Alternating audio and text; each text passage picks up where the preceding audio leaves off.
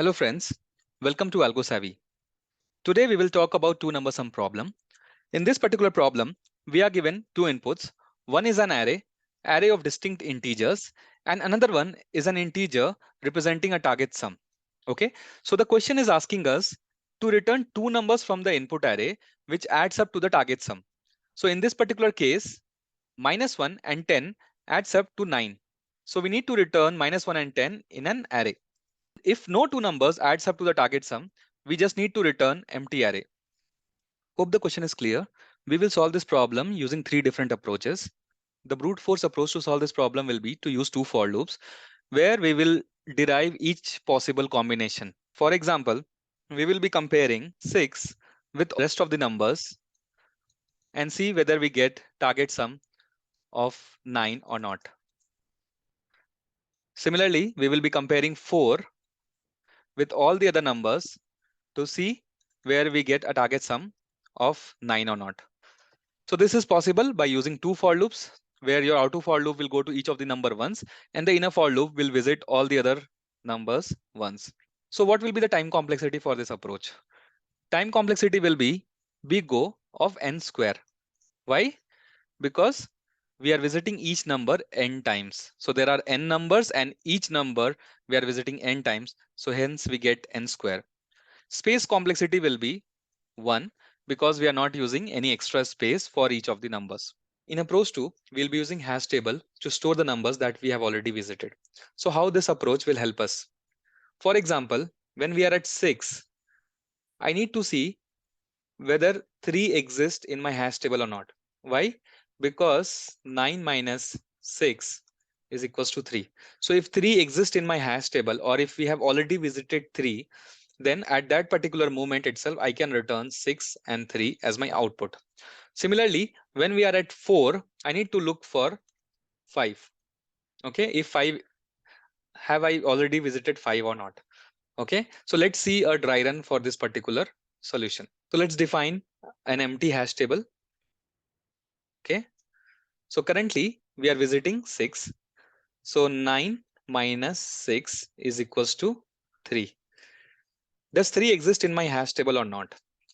If 3 doesn't exist in my hash table, I need to add the number which I am currently visiting. Okay, and not the difference. So I will add 6 to my hash table. Then I am at 4. So 9 minus 4 is equals to 5. Is 5 there in my hash table? 5 is not there in my hash table. So I will be adding 4 to my hash table. Now I am at minus 1. So 9 minus 1 is equals to 10. Does 10 exist in my hash table? It doesn't exist. So I will add minus 1 to my hash table. Now I go to 8. 9 minus 8 is equals to 1. Does 1 exist in my hash table?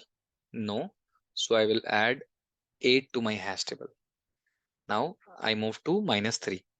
9 minus minus 3 is equals to 12. Does 12 exist in my hash table? No. So I will add minus 3 to my hash table. Now I'm at 10. So 9 minus 10 is equals to minus 1. Does minus 1 exist in my hash table? It does. So at this point, I will return minus 1 and 10 as my output. So what will be the time complexity for this problem? The time complexity will be big O of n. Why? Because we are visiting each number only once. But we also increase the space complexity for this problem because we are storing each number at least once. So my space complexity is also big O of n. In approach 3, we will sort the array first. So my sorted array will be minus 3, minus 1, 4, 6, 8, 10, and 14. So this is my sorted array. And I will assign two pointers, one at the beginning and another at the end of the array. And I will try to see whether the numbers present at the pointers adds up to my target sum or not. If the numbers adds up to the target sum, I will return those numbers. Otherwise, I will see whether my current sum is greater or smaller to in compared to the target sum. If my current sum is greater in comparison to the target sum, I will try to reduce my current sum by moving the end pointer towards left. Similarly, if my target sum is greater than my current sum, then to increase the current sum, I will move my left pointer towards the right. And at every step, I will compare those numbers and see whether I get my target sum or not. Okay, so let's see the dry run. So initially, my pointers will be at -3 and 14. So if I add -3 and 14, I will get 11. Is 11 equals to 9? 11 is not equals to 9 and 11 is greater than 9. So how can I bring my current sum closer to 9? By moving my right pointer towards left. Because if I increase my left pointer towards right, I will be further increasing my current sum. So I will reduce my right pointer to left side. So in the next time, I will compare -3 with 10, which is equals to 7. Is 7 equals to 9? No, but 7 is less than 9. So I need to increase my current sum value. For this, I will be moving my left pointer to right and it will come to -1. Now -1 plus 10 is equals to 9, which is equals to 9, my target sum. In this particular case, I will return -1 and 10 as my output.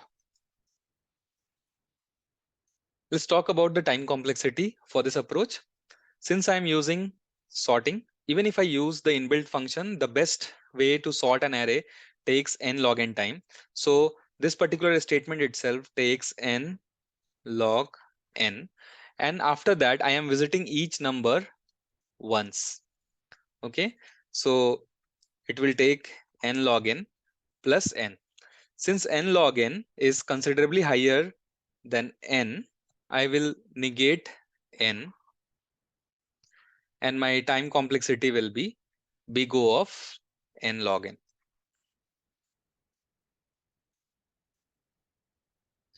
And my space complexity will be big O of 1. Why? Because I'm not using any extra space. So hope all these three approaches are clear. Let's see their implementation in the code walkthrough section. Let's talk about the code implementation of all the three approaches that we discussed earlier. I have my method signature defined here. It expects two inputs. One is an array of integer and another one is an integer representing a target sum. I have the return type as array of integer. Okay, so in the first approach, we just need to define two for loops. So for int I equals to 0, I less than array dot length I plus plus. I will initialize a variable int first num equals to array of I. Now the inner for loop for j equals to I plus 1, j less than array dot length and j plus plus. I'll define another variable second num equals to array of j. Now I need to compare the sum of first num and second num. If first num plus second num equals to target sum, I need to return an array of first num and second num. If no such pair exists, I need to return an empty array, new end of 0. Okay, so what will be the time and space complexity for this? Time complexity will be big O of n square. Why? because we are using a nested for loop, which is visiting each number n times. And then my space complexity will be big O of 1 because we are not using any linear space to store these numbers. We are just using two variables. Okay. So let's talk about the second approach now. I'll just copy the signature and paste it here. In this approach, I'll be using a hash set. This is convenient object for me in Java. You can use any other object as per your convenience in the language of your choice. So set integer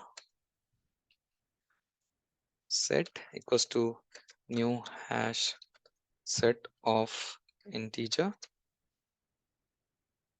Now I need to iterate through each of the numbers. So I'll declare a loop for int I equals to 0, I less than array dot length I plus plus. So I will create a variable called difference.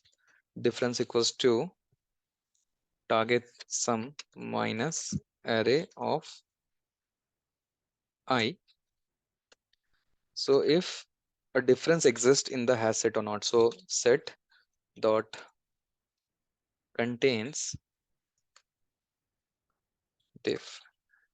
If a difference exists, I need to return new int diff comma current number, which is array of I. Okay. Otherwise, I need to add this number to the hash set. So set dot add array of I. So remember, we are checking for the difference in the hash set.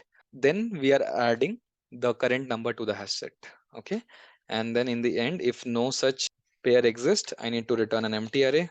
So I'll be returning new int of 0. Fine. So what will be the time complexity for this? So the time complexity for this approach will be big O of n,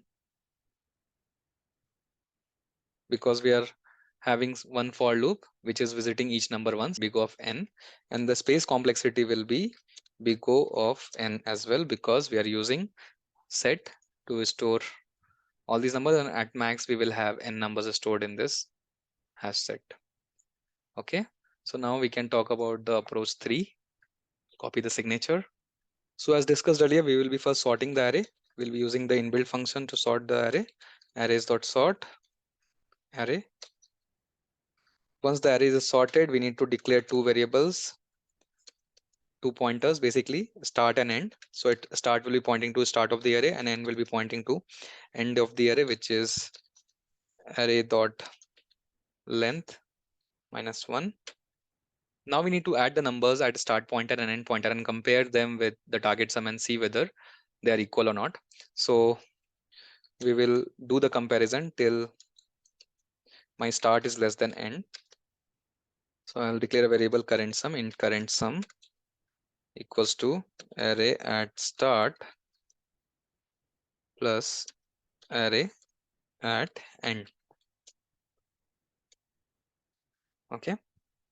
So if my current sum is equals to target sum, then I need to return the numbers at start and end. So return new int array start comma array end.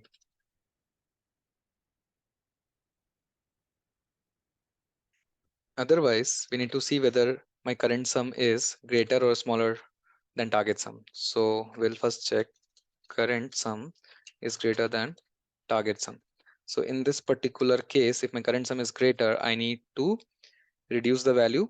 So I need to bring my end pointer towards the left. So I'll say end minus minus, or my current sum is less than my target sum. So in that case, I just need to increase my start pointer. Okay. And in the end, if no such pair exists, we need to return an empty array, event of 0. So what will be the time complexity for this? The time complexity will be here n log n. Why? Because arrays take n log n to sort, and then I have n for this particular while loop. So n log n plus n will give me n log n. So my time complexity will be O of n log n, but my space complexity will be O of constant because I'm not using any linear space to store my numbers. Okay, so this approach, the time complexity is better than the first approach, but little worse than the second approach. But the space complexity is constant, which is better than the second approach and equals to my first approach. If you have any other approach in your mind, please do put it in the comments. And if you point out any errors in the implementation, please mention that in the comments. Or if you have any doubts, please ask that in the comments. So friends, if you like the content, then please like the video and subscribe and share the channel with your friends who are preparing for interviews. See you in the next video.